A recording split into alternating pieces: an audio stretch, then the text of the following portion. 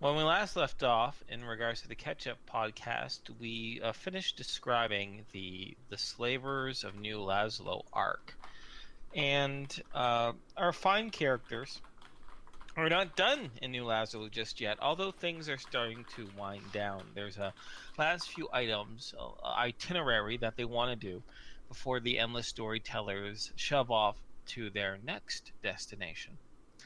Um, And one of those items is actually, um, it wasn't something that was sought out, but it was something that was um, discovered. And give me a moment. I'm just trying to remember how Patrick and the rest of the group got into contact with the House of the Golden Places. I Mm-hmm. I think I know if I All right. Well, remember. then, Piff, start us off. Well, I believe way back when Mm-hmm. we were in the catacombs of Tyrath. Mm-hmm. Oh yeah, the Uh, Forgotten Temple. Yeah. there was That's a right. I remember now. Sorry. Go ahead. there was a battered and completely beaten down pulp that used to be a person with a Mhm. tatter, specifically of a symbol. Mhm. And Patrick was curious enough about this that he took it from that place and brought to the first magical house that he could find and just asked, "Hey, do you know about this particular symbol? That's right. Would you Do you like to remember what take a happened rest?" next? I do. Well, then please. You know what? The I last few podcasts, I've been the guy who's remembered everything, so I've been doing most of the yammering. So if am. you guys remember this, go ahead and participate here. Once I showed the symbol, he seemed to react fairly oddly. I don't know exactly. I think he was just like, "Yes, I know what it is. Come with me." And he just led us to a back into a cellar, and we're just like, And "I'm now so this guy sorry." was a And then DB. close. Yes. Yes, he was a DB. He was a four-legged DB fellow. So he wasn't a human, but please continue. hmm Yeah, So he led you to a cellar, then he locked you in. He said, "I'm very sorry about this," and then he locked you in. yeah, and he left, and the party was split on exactly what they should be doing. Mila and Patrick Was was like, punching. this Mila is was punching fine. the Mila. No, Mila and Mila turned into Nora, and she started punching the wall. Oh, right. She wasn't happy. Okay. That's what that was happening. Hmm. Al was trying to either A, rig up something to explode, or B, feign that he rigged up something to explode. Yeah, it was feigned so that we'd have some sort of leverage because he did lock us down there, but he was polite about it. So I don't know. Yeah, so if you punch us in the face, but you apologize right after, we'll deal with it. It'll be all good. Mm. But the idea um, was if we could convince them that we had rigged the place to explode, we might have bargaining power if we needed it. That was the right. hope. I think Patrick's just like, no, if we're in the same position, I would probably lock us down too. But um, mhm. we then he came along with another person, and we were unconfrontational. We did not be like, we have explosives, we're gonna blow up everything. Mhm. We actually just explained everything, and they eventually were just like, oh, you are also an explorer thing, because we're kind of a secret house that deals with exploration and all that other stuff. Um, and I do still remember this. Make sure that if you find anything of note, please make sure to like check in with us and so on and so forth. Which we do have plenty at this particular moment, though Patrick has no idea how to. Anyway, Mhm. this is a That's neither catch-up here nor there. thing. Mhm. Yeah. um, so I believe that's the House of Golden Place. They gave us Patrick's pack that he uses to go into the Golden Place. This is an Mhm. actual place. Yep. and it's a nice shiny kind of house dimension. Yes. I can fill in some details once you're done. Please continue. And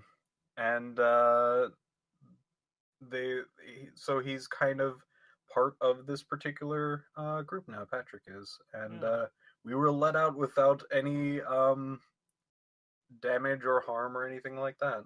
We also told them about. No, we didn't specifically tell them about Tyrath. That's right. Yeah, I decided not to tell them about that. That would probably blow their mind. But yeah, the House of the Golden Places. This fellow who worked at this magic shop was a member, and it's a super secret society of explorers and adventurers who look to dig up old artifacts. And one of their members of the new Laszlo chapter was one of that poor fellow who got creamed in that forgotten temple. And so they just found it very suspicious they were coming with his broken backpack with the seal on it, which is why they locked you in. But once things were sorted out and Patrick revealed his little medallion that he discovered back when he was younger, which he calls Ed, they identified it as a Creat, and it being a very useful kind of relic of their order to detect both supernatural threats and magic items. In fact, for the longest time, Patrick just thought it would detect supernatural threats. He didn't know it could detect magic items until they taught him the activation word for something like that. They issued Patrick into their fraternity, or no, not fraternity because it wasn't all men, to their organization. They swore him in, and they gave him a backpack which allows him and anyone else who's touching him or whoever's wearing the backpack, once they say the code phrase, goes into a pocket dimension, which is envisioned as this little home made of glistening gold light. So that was that. Anything else you guys want to contribute as to that particular topic what happened during the adventure? No, I mean that covered it pretty much. Okay. And now we come to one of my favorite moments. And I made up this place a long time ago. And when the players knew that they were gonna probably shove off soon and they hadn't chance, they're too busy discovering slavers and rescuing Tom and a bunch of other stuff. They didn't have a lot of time to shop or to see the sights. And one of them was a techno wizardry shop called New Zoot. Who wants to talk about New Zoot? Oh boy. Would anybody else other than us two like to talk about New Zoot? Yes. Well, I love New Zoot. I love New Zoot. Sure. You two take it away.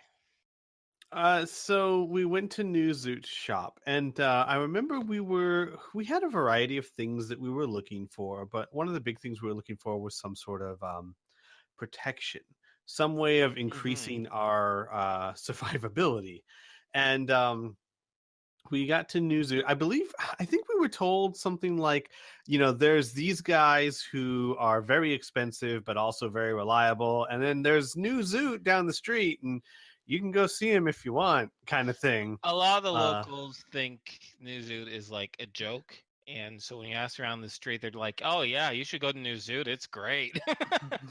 Because sometimes the locals are assholes to tourists. And so we decided to go to New Zoot, and I have no idea what they were talking about because New Zoot was amazing. He was a DB that none of us had ever seen before. And it was, if I remember correctly, he spoke the words of our language, but we weren't sure he was actually speaking our language. imagine someone taught him English wrong, and that the words to meaning meant something else. Right. Yeah, like, Yeah. cow means go or something like that. So Yeah. his way of speaking was very difficult, but it wasn't impossible to understand him. In fact, I remember Patrick picking up on quite a few of the things that he was saying. But Picnic the time. interesting yeah,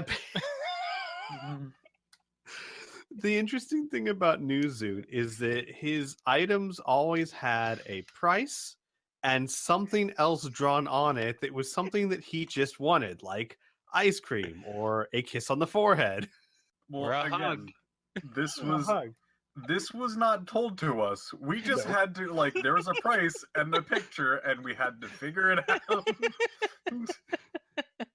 And we kind of did. Yeah, you did. You guys did an amazing job figuring it out. Do you remember some of the items that you got? I remember one. Yes. Okay. You go first, Piff. I remember the ice cream was I believe the first one. Oh no, but you wanted that, but you bought ice cream out on the street. I think there was an mhm. ice cream like picture on one. No, of no, those. no. That was Yeah, part yeah. of the price for something. Yeah, We that was needed to part of get the him ice price. cream. Oh, Yeah. so that was a misunderstanding. Yeah, you probably remember some of the prices, but I was talking about the actual items. Like Oh, the what the price actual tag was. Yeah. Yeah, the actual I- what the price tag was attached to. I remember the Oh. blue goo. Yes. Well, that came into very recent memory. Yeah. Oh, I also remember that orb. I hope we still have that orb. Do you guys The remember orb that? that breaks into glittery powder. Yeah, and it illuminates places. We'll have to see what we actually gave up during The future events. Yes, during Yes. future events. Yes. But But I do know we got a gauntlet that can shoot a bolt of lightning, I believe. yes. You have to say something strange like yip yip or Yep, something like yep. that. That's the one. And we got an amulet that actually saved my life in future events. All right, an amulet that going against my own advice there. That you wear, and we weren't For the quite sure longest time, I had no how idea how it protected you. exactly. Yeah. We knew that it could protect you, but not how much or how long or Mhm. how If it could. Exactly. We just kind of assumed because he didn't attack, we think, against the thing, and we think it stopped it, I guess. Oh, and we got some goggles that could see invisible things. Mhm. You know, it's amazing reflecting back on this and how important a lot of these items became. In your I future know, right? adventures. Yeah, New Zoot was amazing. We got really good stuff for very Just cheap. low prices, unless Because you he was consider. weird. No one could Yeah. understand him. In fact, I remember his business hours were like 2 hours a day, and then he'd close and go to sleep. Yeah, he would just close Or and like- then crawl in back and go And, invisible. It was lit by like purple fluorescent lights. It was like ridiculous. Sorry, go ahead, Piff. Oh, no, I didn't have much at that. Go ahead. My only recommendation is if you have to watch one episode, find in our playlist in PSYLP. There's just a special little playlist with just the New Zoot episode. Yeah, And that was great. enjoy. I don't know. It's a fan favorite and it's a personal favorite of mine. So And a player favorite. yeah. I think it's a favorite of everyone because New Zoot's amazing. And yeah. Anything else you guys want to talk about in regards to interacting with New Zoot? That's the other thing too. You didn't know if his name was New Zoot or the store's name was New Zoot. The store said New Zoot, and he said the word Zoot a lot. Yes, he did. I remember the only thing I truly picked up on was him saying picnic time and monkey and gorilla. Oh my gosh, I just thought of something. If his name was Zoot and he was trying to shop here, maybe he thought, just like they made New Laszlo, it was some sort of thing that he should put in front of his name for New Zoot. You know, there's the possibility. Oh, New Zoot. All right. Shall we move on to our third topic? Sure. Okay, so also around this time, a few of the players got interested in wanting to learn magic, specifically Patrick and Al. So before we go to the part of the adventure where you guys try to recruit a magic tutor, why don't you guys tell me, the Piff or Squee, why, like, what motivated your characters in wanting to learn magic? Would you like to go first? Well, actually, I think Patrick was the one that started the idea, so I'd prefer you go first. You'd be surprised. It was actually you. Was it? Yeah. Okay, I remember the motivation. I just didn't remember who came up with the idea first. The idea was this. Al was starting to question everything he'd ever been taught coming from Chi-Town and the All of Coalition. his belief systems have been All of shattered. Because so many things, especially since the adventure started, some of it before the adventure started, but especially since the adventure started, he has come to realize it's not the way he thought it would be. And he started thinking that, you know, if DBs aren't these horrible people, and if magic's not such a horrible thing, maybe I should get to understand it better. Maybe I should understand this stuff so I can make my own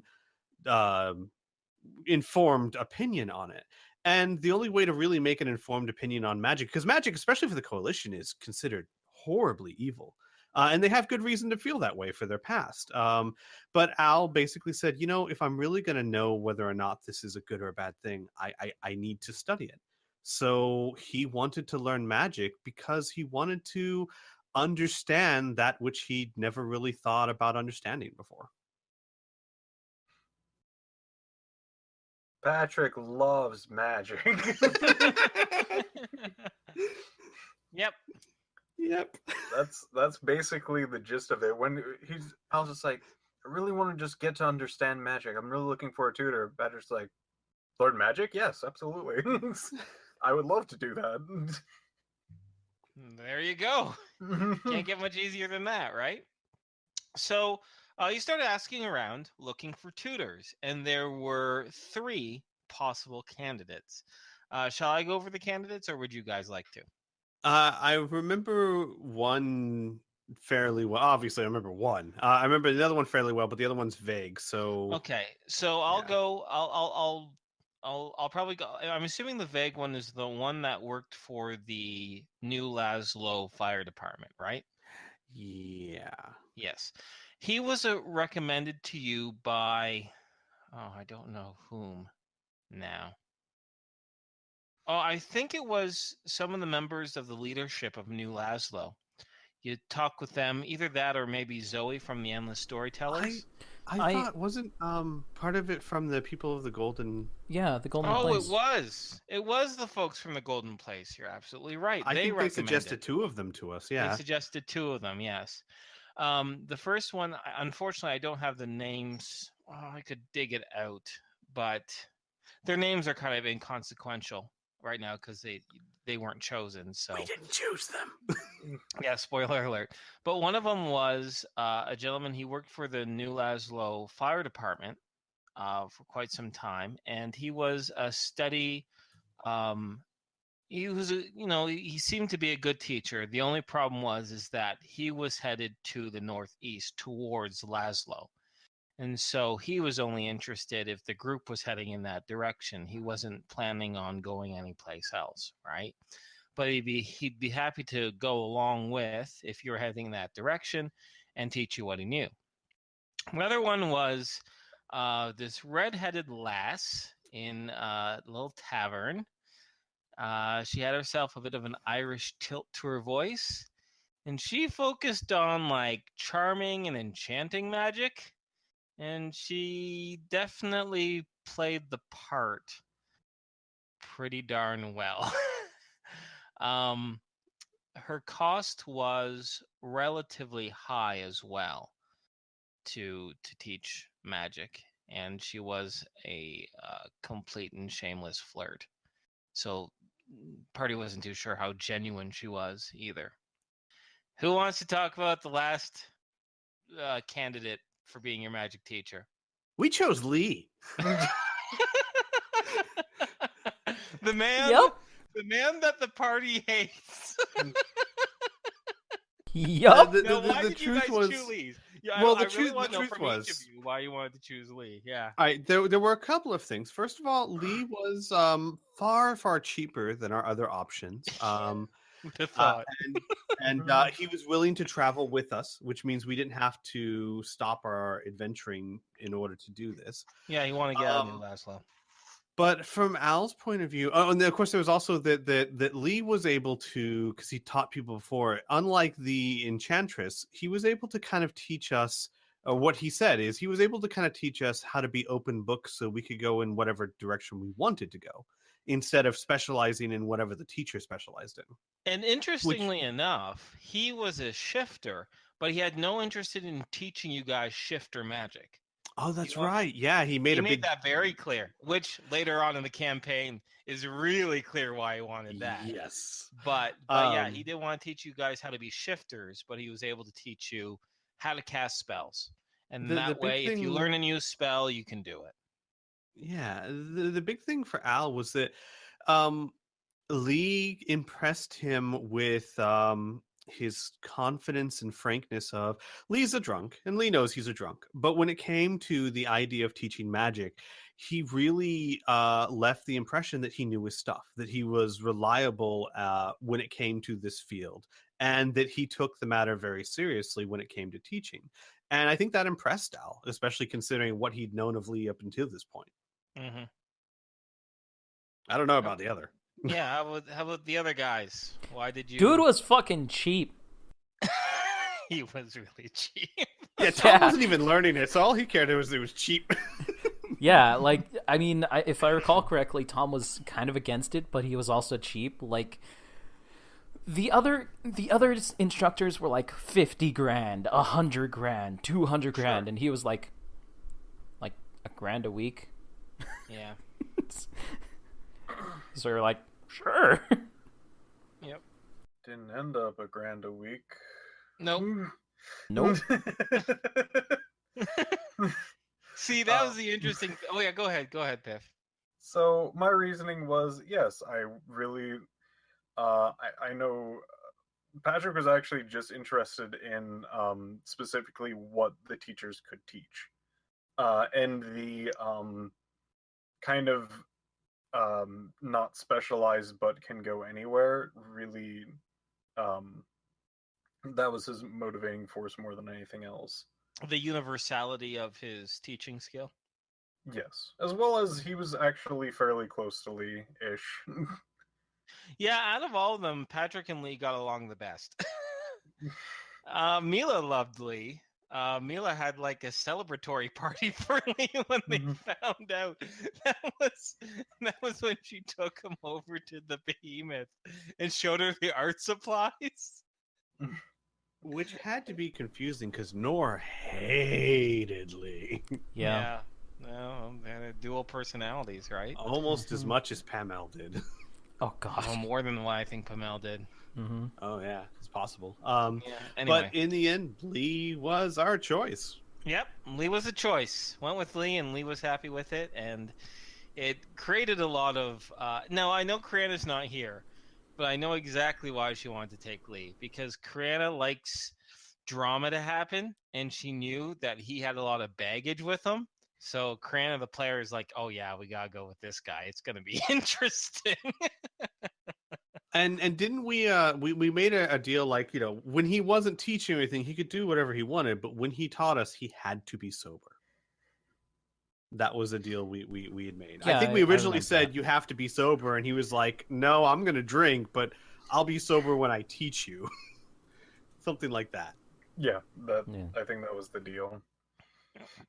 So give it a moment or two, and Kriana will get off her ass and join us.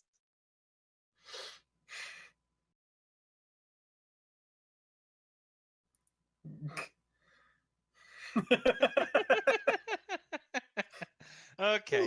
She's So- literally saying, like, I want to go there, but is it really comfortable?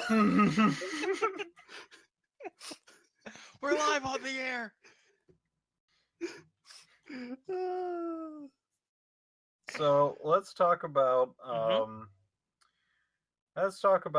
my character and Sure. Squee's character Okay. and how we like to deal with money. All right. Let's Um, do that while we wait for Kriana. You may notice throughout the campaign that Mhm. Patrick's a bit more of a conservative. Squee, would you like to describe your character? I'm not gonna say that Al's family was rich, but they certainly didn't have to worry about money. So Which, by the way, if you don't have to worry about running money, that means you're rich. well, yeah, I'm not. But he wasn't like the Newsflash, top the percent. middle But he class certainly and the lower wasn't. class has to worry about money. I worry He about certainly- money.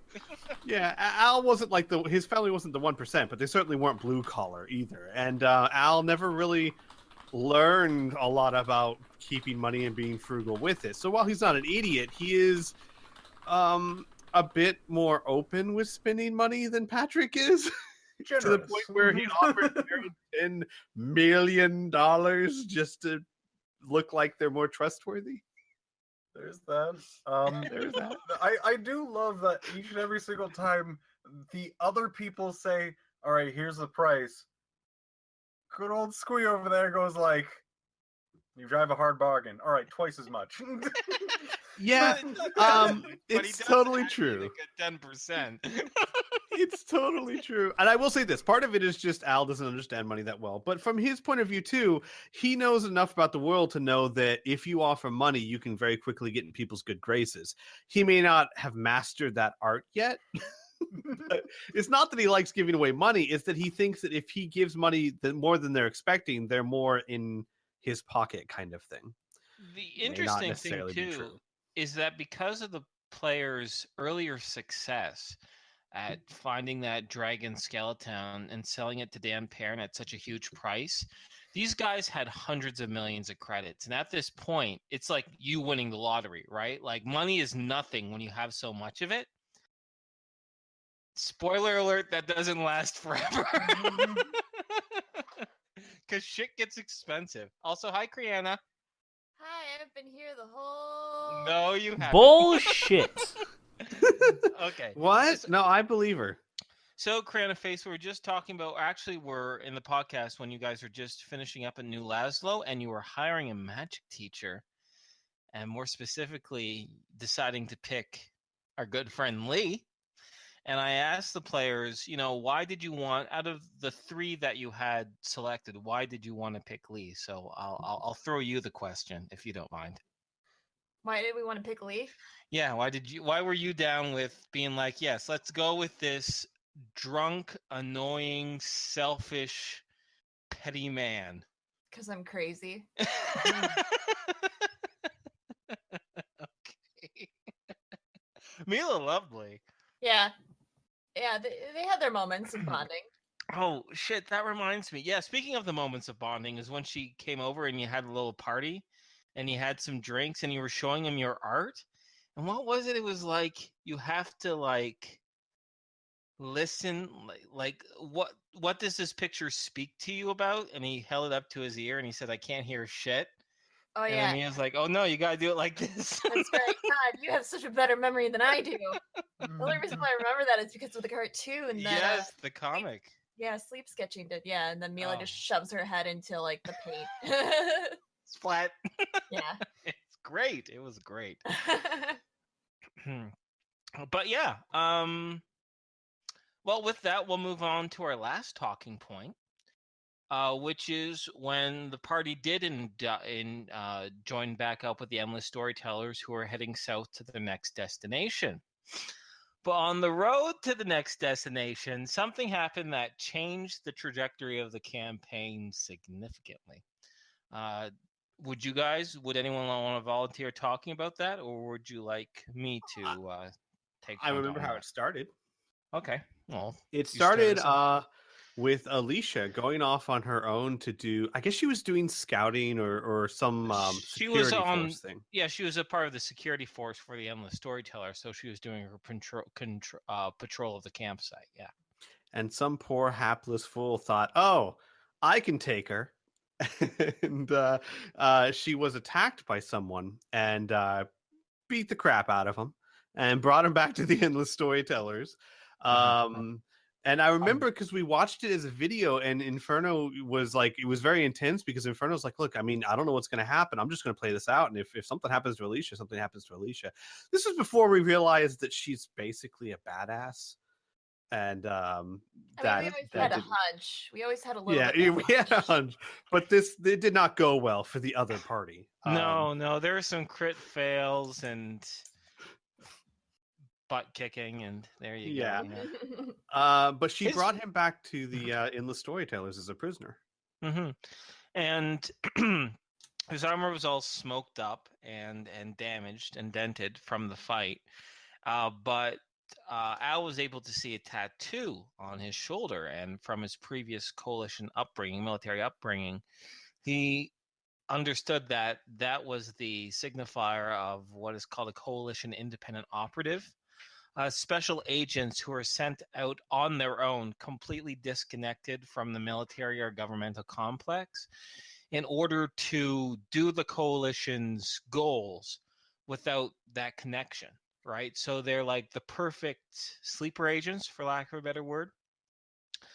They gain the trust of non-human and rebel groups. But yeah, they act on their own. They're kind of like I don't know, fanatics in a way, that can work on their own, right? They've been tested mentally and physically for a long time. And this guy's plan was actually quite cunning. He spotted them in New Laszlo. And no, he didn't spot them. A few days previous, he got some radio transmissions, official coalition channels that he picked up on, and some mercenary channels identifying the group. And he managed to track them down to the Endless Storytellers. And his plan was to ambush one of them, which was Alicia. He was going to capture her, have her radio each of the group one by one as he took them out. So the plan was cunning, but it failed in delivery. That he picked Alicia as the first target. That's Indeed. Really where it failed. Yeah. Well,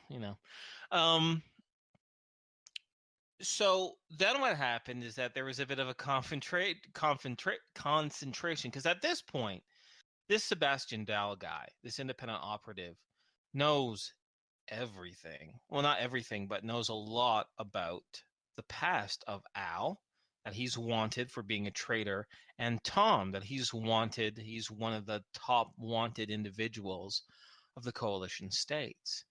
In addition, at this point, Sebastian also knows that the rest of the party, since they're now known affiliates of these fugitives, also have bounties on their heads as well.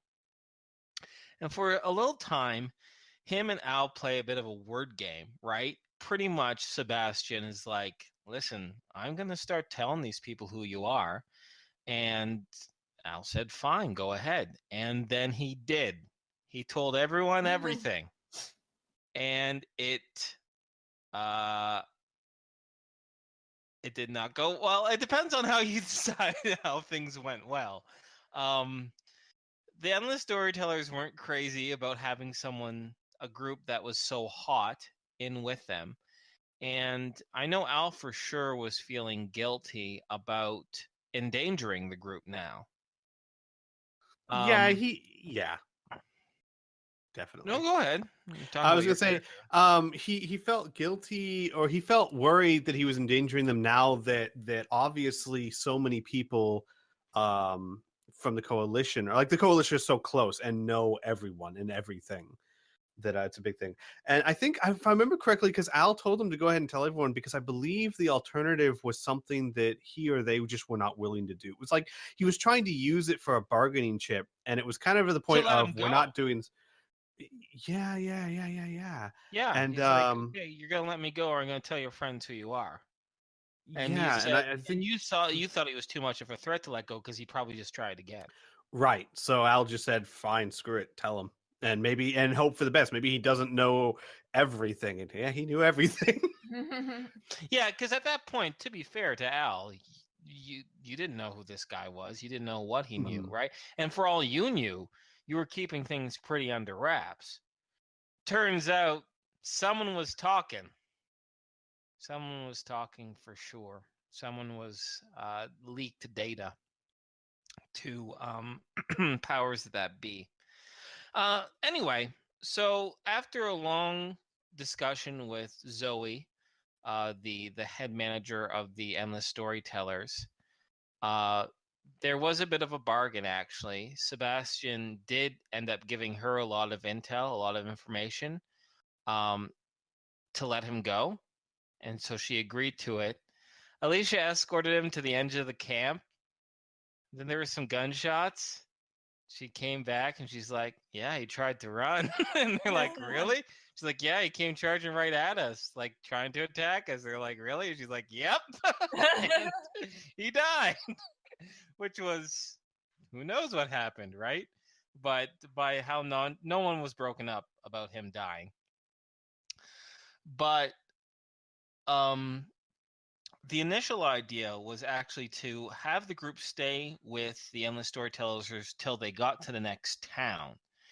And by that time, a mercenary group, the Screaming Banshees, who were on their tail, probably would have encircled the town or caused some problems. But then the Endless Storytellers were going to like smuggle the group out.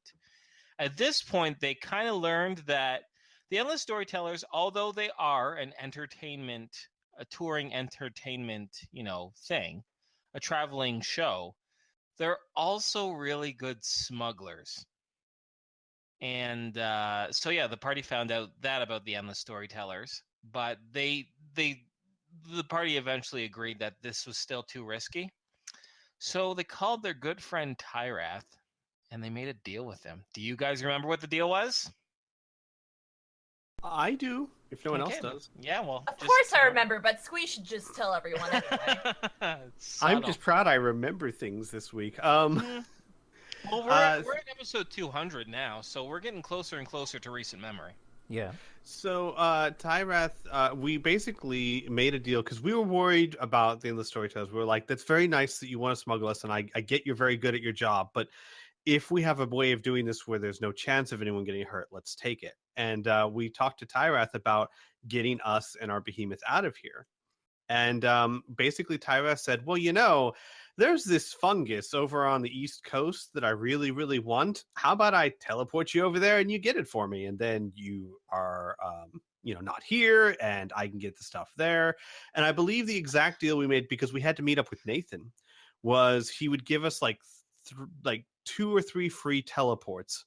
One to the East Coast, one to meet Nathan and come back, and then one wherever we wanted once we were done. Yeah. Bingo.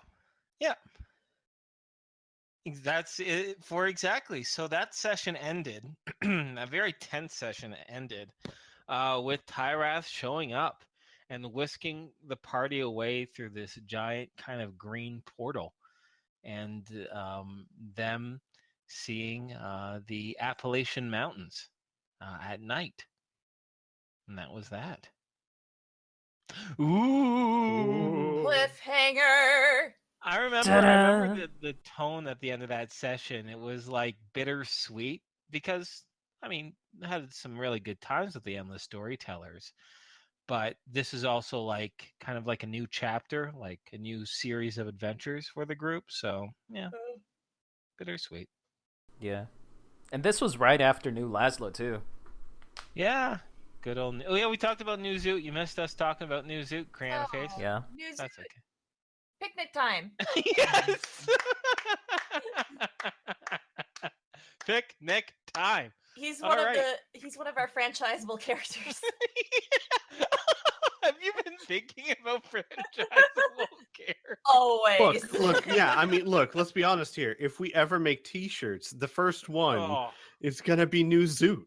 Yeah, it's going to be picnic time. Yeah. Oh my god, yes. Oh my god, yes. Anyway, let's open the things up for the next 10 minutes or so. Some Q&A.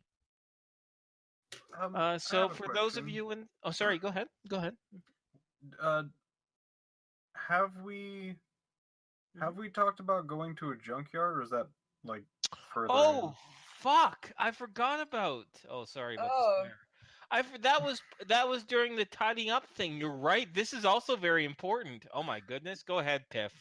I knew I forgot something in the House of the Golden Places. I knew it wasn't just that New Zoo. I knew there was something else, but I didn't have a chance to listen to all the episodes before this podcast, so that one slipped through my fingers. Okay, go ahead, Piff. So, myself, as Patrick, Burn as Tom, and Squee as Mila. That's not right. Squee as Al went to a garbage dump for garbage diving. Yay! It was more of a scrap heap, actually. Yeah, it was more of a scrap heap. For metallic things and whatnot. And we all went out and were just like, we're just gonna try and go and find some things, and whoever comes back with the coolest thing wins. And I can't even remember what the prize was. That's Yeah. right. Oh god. I think it was was a like friendly 5 credits or competition. something.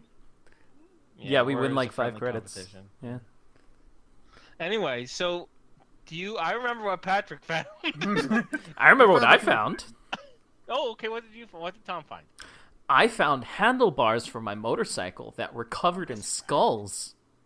That's Oh right. my god! I found like one of those slide picture show things. Oh, you Yeah, did. you That's did. right. Oh my I god! still I have to can't have believe that. you guys remembered that. Oh my god! Mhm. Okay, but I'm gonna need help someday because I probably still have this. I have no idea what the pictures were of. I can Oh, look man. it up. Yeah, You'll yeah, have to yeah. go If you back. could sometime, Yeah. because I think I still have that somewhere. Sure.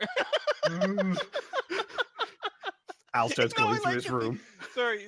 We just finished last session. No spoilers, but it was some combat. I can just imagine Al in the middle of fighting for her life. He's like, "Where did I put that?" No, I got it somewhere. Did I take it? Oh, shit. Oh god, no! No, Censor why? yourself. You're gonna have to censor yourself. You did it. You did it. You pulled a squee. You pulled a squee. The party does not go. You censors. That's two. Guys, we need to stop right here. I'm sorry. No, don't stop. Don't stop. Okay. What did Piff find? What did Patrick find, Piff? 2 things. I think I found like 3 or something. I think there was like Yeah, you did find 3. I remember your 3. oh please, if you could, I can't even remember. One What is was a that? broken camera. Oh yeah. Yeah, that No, yeah, that's why I wanted to go there to specifically find an empty, like, broken camera so I Yeah. could do something with it. Yeah, a very special Thank thing. you. Also, you found a broken computer. A broken mini computer with Oh, an that's right, yeah. upgraded chip. Mm-hmm. That's right. And the third thing is the very important thing that, if I remember correctly, you rolled a 1 on. I rolled a 10, I believe. Mm. Yeah. Something It like was- that. It was a low probability of finding. Yeah. I rolled something super low, and I remember for going like, you find, after like pulling out a thing, and there's just an avalanche of pieces of metal going and away from you, and there sits a personal rocket ship. Yep, a personal space shuttle. Yeah, that's 2-seater. Mm-hmm. Yeah. So the party they load it onto their behemoth, and that becomes Patrick's pet project for quite some time. Hmm. He works on it quite often, actually. And yeah. the person who won the bet was Al. He had a really nice picture side.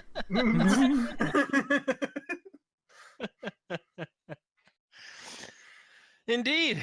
And in fact, actually, one of the members of Pamel's old group, Max, who was one of the mechanics for the Endless Storytellers, he had he was a telemechanic psionic, and he was actually able to learn a little bit about the space shuttle and pass that information on to Patrick before they left, with Tyrath to the East Coast.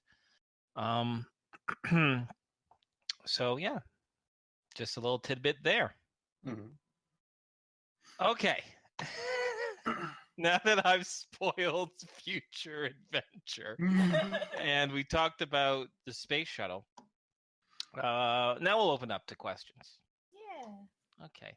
So Walt wants to know is, will you guys go back to New Zoo? I would love to.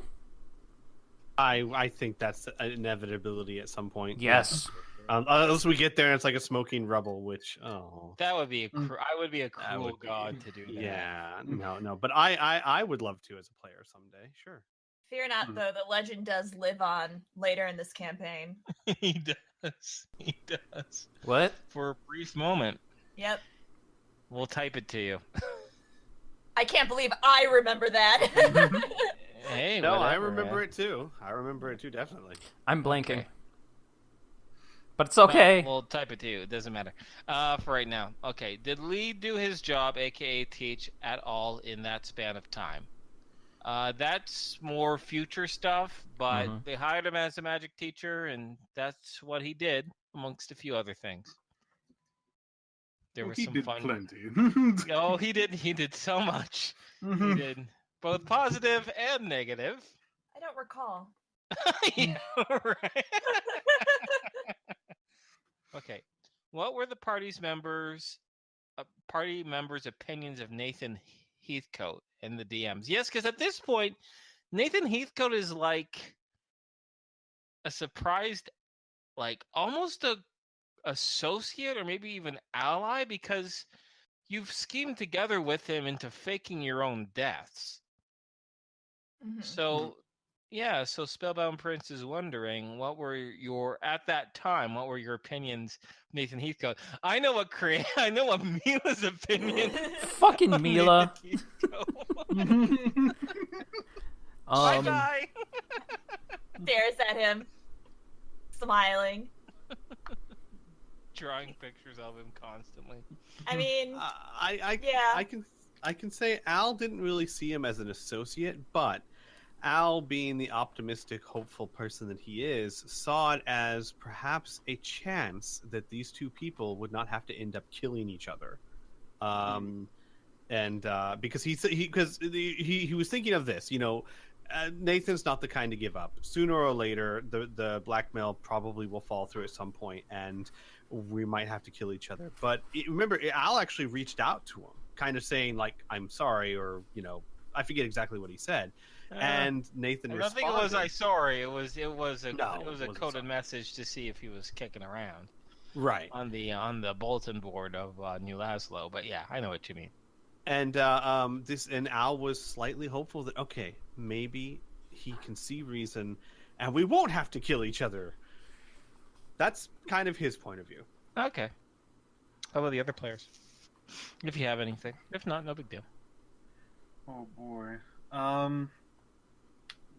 Patrick did not want to get associated with this man. He seemed like his teammates didn't seem to agree with a lot of his things, and from what he says, he seems to be fairly of the manipulative type. He said a lot of like, "You will be doing this for me," and so on and so forth. I'm like, "Oh, I don't want to do that." You don't ruin my life, Dad. Don't pick what university I'm going to. So, Patrick wasn't too fond of him, especially since his connection with the starts with a C, coalition. There you go. Because, well, he's always been told that coalition is some bad stuff for the most part. And there you go. There you go. How about Tom or Mila, if you want to weigh in, feel free. If Thought not, I no, already don't did. feel obligated. Well, Mhm. What? He's great. Oh, I thought you said something else. What? Something that rhymed. Never mind. I'm not gonna tell you what it rhymes with. 'Cause then you have to bleep me again. Mhm. What does it rhyme with? Now I'm no, going to no, rhymes in my... no, stop, I'm gonna please, type to you. I'm no, gonna type to you. no. Okay, okay. Anyways, No, stop. I mean, Tom was willing to go along with it. I mean, if the ends justify the means, it's great. I mean, if we were able to get out from under the coalition, great. And we had, this blackmail on him, great. Things were looking great. That's basically it. We probably won't bleep that out because I'm way too lazy to download this video to edit it for one bleep. I will 2 bleeps. I will totally do it. Oh, look Like, at Brianna. That picking shit's up my also slack. like super hilarious. Oh my god. It's even funny if you do bleep it. It's like when they go to bleep. Oh no, where are they Alright. going? And I guess it's only fair since Spellbound Prince asked my own opinion too of Nathan Heathcote. Of course, I love Nathan. He is at this point a great antagonist, or he has. I don't know. I always like to play my NPCs as like I establish their personality and their motivation, and I just like delve into the character. So he was fun to play. He was like Al. Like, imagine if Al stuck around on the coalition, pretty much, right? That's kind of how I kind of envision him. Not a complete parallel. They're a big difference in personalities, but that type of occupation. So yeah, no, I love Nathan. I never wanted to force him in the group though, despite how often he pops up.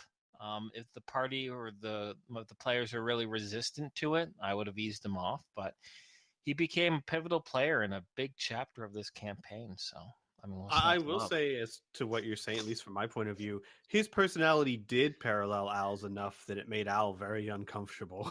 Yeah, Because they did have a lot of similarities. sure, of course. Yeah, they were like that. And I'm glad that he's one of your favorites there, Mr. Spellbound Prince. Oh god, they'll never know this, but I think a good example of what you and I were talking about just now is we were doing a practiced combat to test some Yeah. new combat rules, and Inferno was playing Nathan and I was playing Al, and we were playing them how we think they fight, and they both tried to hop into the same dumpster to sneak attack each other. And it's like Al. So Al. Oh my God, I jumps in the remember that. dumpster just to find Nathan already there, and it's like, oh, so you had this idea too? Oh, okay. Yeah, it was to test out the new initiative system because me counting out from 1 to 20 was really cumbersome, dividing how many attacks per melee you had and all that other shit, which is much easier the way that we do it now. Mr. Bloodstone asks, does Patrick have any aspirations to help the organization he joined, the House of the Golden Places? Aspirations might be a bit. He would like to. It's just it's one of those organizations where he found it in one spot. It can be wide and stuff like that. He just hasn't had a good moment to even try to seek them out throughout the campaign, and you'll know why. Definitely. Well, there we go. One last call for any questions. Otherwise, we'll wrap up Ye Oldie podcast. I get on to Ye Oldie session. We have been playing this game for like over 2 years now. Yeah, over 2.5. No, I don't know 2.5 because we started, I believe, in August and it's November, right? I thought we started more in March. No. I know for sure it was August. Okay. I think March was more Three Galaxies. Mm-hmm. Or Ardenfell, maybe. Ardenfell, yeah. Ardenfell, probably. Anyways. Or Kriana's Awesome Adventure. My favorite pen and paper role play. What Which is? one? Kriana's Awesome Adventure. Oh, yeah, that's Oh. good. Where everyone is Kriana. There's too Oh much. my god! I'm sorry, I- Kriana. I Can have I roll to say, to take a nap? Can I roll to stay up till 4 a.m. and draw? I'm sorry. I have to say, the whole glitter rules thing is way too cumbersome. Hey, listen, Glitter for everything. shut up and play the goddamn game. I'm railroading this shit. You can't complain about glitter. Best But- GM ever. Every time he comes home, they shut up and play the game. But you know what the best thing about playing the Kriana game is that we all would have a 98% skill in art. It's true. And all the bad Aw. guys we face turn into art offs. Draw. Oh yeah. See But how the I thing gave is- her like one of the nerdiest compliments in the world? Your dexterity score is at least 73. Aw. Holy fuck! I just had this image of like two people having a drawing off where they're trying to like break dance but draw something at the same time. Oh, jeez.